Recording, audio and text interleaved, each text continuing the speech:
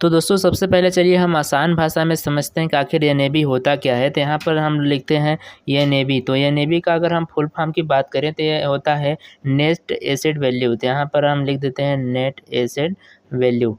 अब एक एग्जांपल से समझते हैं कि किसी भी म्यूचुअल फंड अगर है तो उसकी एनएबी कैसे निर्धारित की जाती है, चलिए उसे हम जानते हैं। तो यहाँ पर मान लो एक एग्जांपल हम लेते हैं पिज़्ज़ा का। तो अगर आपके पास एक कोई पिज़्ज़ा है, मान लो एग्जांपल के लिए, हालांकि ये है नहीं, तो जैसे कि पिज़्ज़ा है और इसकी अगर हम प्राइस अगर बात करें तो मान लो ये 500 रुपये का अभी ये है, ठीक।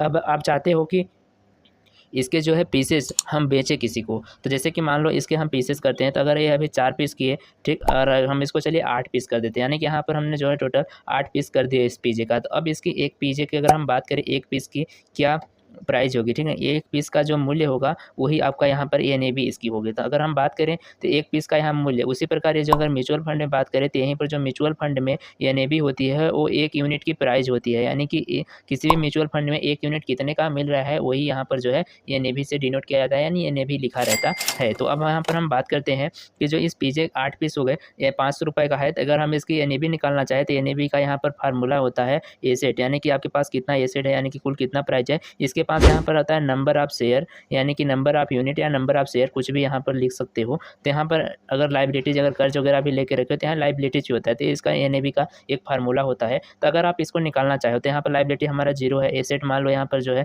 प्राइस होती है तो 500 रुपये है, ये 0 है, और कितना टोटल पीस है वो 8 पीस है। इसी प्रकार से म्यूचुअल फंड में जो है पीस होता है वो संख्या हज़ारों में, लाखों में होती है, और यह जो एसेट का होता है वो भी करोड़ों रुपए में होती है। बस हमने एग्जाम्पल के लिए इसको रखा है। तो यहाँ पर होगा 500 डिवाइडेड बाय 8, तो ये आपका कुल मिला के 62.5 रुपये। यहाँ पर आप कह सकते हो कि यहाँ पर अगर ये म्यूचुअल फंड में होता तो आप यहाँ पर ये बता सकते हो कि यानी कि 62.5 रुपये प्रति यूनिट की दर से यहाँ पर आपको ये मिलेगा म्यूचुअल फंड में। उसी इसके पास टोटल अभी 8 शेयर हैं, ठीक, यानी कि 8 यूनिट्स हैं। कोई भी बंदा अगर इसको लेना चाहता है, अभी एक जो है यूनिट की प्राइस यहाँ पर देख रहे हो कि 62 रुपये है, ठीक। अगर यहीं पर कोई बंदा 3 इसके अगर शेयर को लेता है तो मान लो अगर कोई व्यक्ति है जो कि इसका चाहता है कि हम 3 यूनिट लें बस, यानी कि कोई भी बंदा है जो यहाँ पर 187 रुपये इन्वेस्ट करेगा तो यहाँ पर जो है इसके 3 यूनिट ले सकता है, यानी कि इसके जो है 3 शेयर यहाँ पर ले सकता है, जो कि आप यहाँ पर देख सकते हो कि अगर 62.5 रुपये से अगर मिल रहा है तो इसका जो 3 यूनिट है वो आपको पड़ेगी 187 रुपये का। तो यहाँ पर 187 रुपये अगर कोई भी व्यक्ति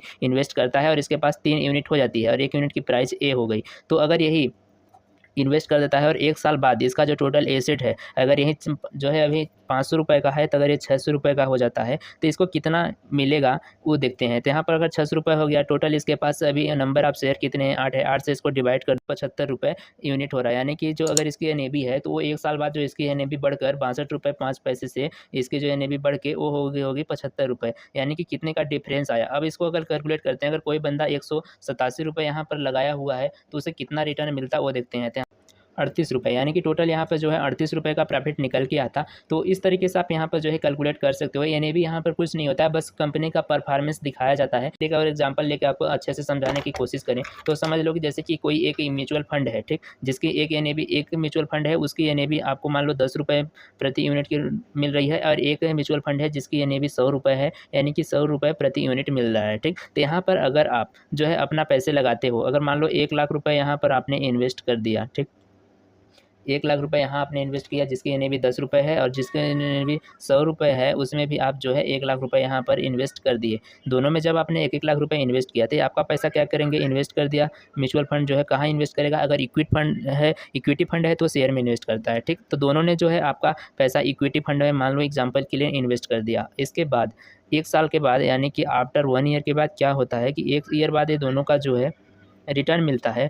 जहाँ उन्होंने इन्वेस्ट किया था वो मिला 10% मान लो दोनों को, ठीक। तो अगर दोनों को 10% का अगर मिला तो यहाँ पर जो है आपको कितना देगा, 10% ही देगा, ठीक। तो अगर मान लो यहाँ पर जो है आपको 10% का रिटर्न आपको देगा, तो आपके पास टोटल कितने यूनिट हैं वो देखो। तो 1000 में आप जो है 1 लाख रुपये आपने इन्वेस्ट किया था ना, तो आपको यहाँ 1 लाख में 10 से डिवाइड कर देना है, और यहाँ पर आपने जो है 1 लाख रुपये में डिवाइड करना होगा 100 को, ठीक। अब इनमें आप जो है दोनों को डिवाइड कर देते हो, तो यहाँ पर एक में आपके पास जो यूनिट होंगी वो होगी आपके पास 1000 यूनिट, और एक में जो है आपके पास यहाँ पर जो यूनिट होगी वो होगी 10,000 यूनिट, ठीक।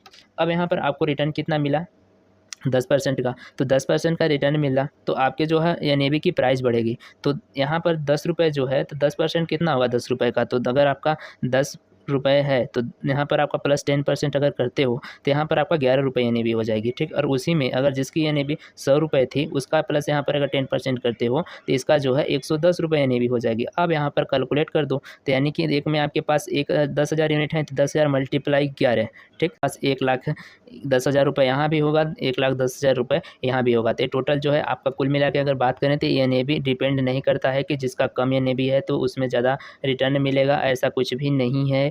किसी में चाहे जितना भी एन हो, अगर आप इन्वेस्ट करते हो सभी में बराबर रिटर्न मिलेगा। तो आपको सवाल आया होगा कि आखिर एन होती क्यों है, तो हमने जैसा कि पहले ही क्लियर कर दिया कि जो एन होता है वो एक मार्केट का कंडीशन दिखाता है कि जो आपका म्यूचुअल फंड है, यानी जिस फंड मैनेजर के द्वारा म्यूचुअल फंड आपका मैनेज किया जा रहा है, तो वो फंड मैनेजर म्यूचुअल फंड को कैसे मैनेज कर रहा है और कैसा परफॉर्मेंस करा रहा है, वो सब कुछ आप जो है एन से पता कर सकते हो। यहीं पर अगर किसी का एन 20 था और वो घट के आपका धीरे धीरे कम होते हुए अगर 15 हो गया या 10 हो गया, तो आप इसको जो है बाय नहीं करोगे, क्योंकि यहाँ पर आपको दिख गया कि आपका जो म्यूचुअल फंड है वो परफॉर्मेंस बेटर नहीं कर रहा है, तो आप उस म्यूचुअल फंड में जाओगे ही नहीं जो म्यूचुअल फंड परफॉर्मेंस सही नहीं कर रहा है।